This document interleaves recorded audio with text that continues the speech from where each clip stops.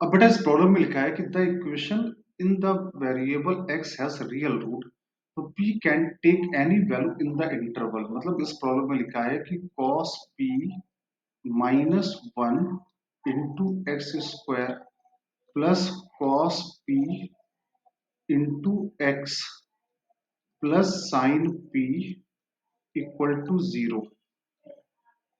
अब इस इक्वेशन के रूट कैसे हैं? रूट रियल है, मतलब x बिलोंग्स टू r है। अगर रूट रियल है तो बेटा डिस्क्रिमिनेंट हमेशा कैसा होगा? जीरो या जीरो से बड़ा होगा। तो क्या आएगा? डिस्क्रिमिनेंट क्या होता है? बी स्क्वायर माइनस फोर ए सी ग्रेटर देन और इक्वल टू जीरो। तो बी स्क्वायर माइनस फोर ए सी ग्रेटर देन और इक्वल टू जीरो। करेक्ट है। अब ये यहां पर कहानी आ गई। अब हमको इसको सिंप्लीफाई करना है, तो ये क्या बन गया बेटा? Cos square P minus cos P sine P, right? फिर minus minus plus sine P, ये आ गया। अब p की किस वैल्यू के लिए ये इक्वेशन ट्रू आ रही है, हमको ये यहां पर बताना है। For what value of p this equation is correct. ठीक है, तो या तो यहां पर एक काम ये कर लें कि यहां पर कॉस में परफेक्ट स्क्वायर बना लें।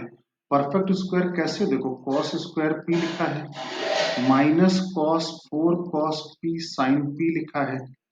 अगर यहाँ पे four sine square P add कर दें और फोर साइन पी और ऐड किया है तो फिर सब्ट्रैक्ट भी करना ही पड़ेगा। अगर इसको मान लो मैंने ऐसे ही लिखा, तो ये और ये मिलके क्या बना लिया? Cos P minus two sine P का होल स्क्वायर। अब पूरे में क्या, यहाँ पे क्या कॉमन आ रहा है? फोर साइन पी कॉमन आया, तो क्या बचा? One minus sine P is greater than और इक्वल टू जीरो। ठीक है, अब ये तो होल स्क्वायर है। होल स्क्वायर तो भाई हमेशा पॉजिटिव रहता है, होल स्क्वायर में कोई समस्या नहीं, होल स्क्वायर हमेशा पॉजिटिव रहता है। अब हमें चेक करना है साइन पी को लेकर और वन माइनस साइन पी को लेकर। तो साइन पी भी हम जानते हैं, whatever be the value of P, sine P की रेंज होती है माइनस वन से प्लस वन, और यहाँ लिखा है वन, तो ये वाला पार्ट भी हमेशा पॉजिटिव आएगा। क्लियर, समझ में आ रहा है?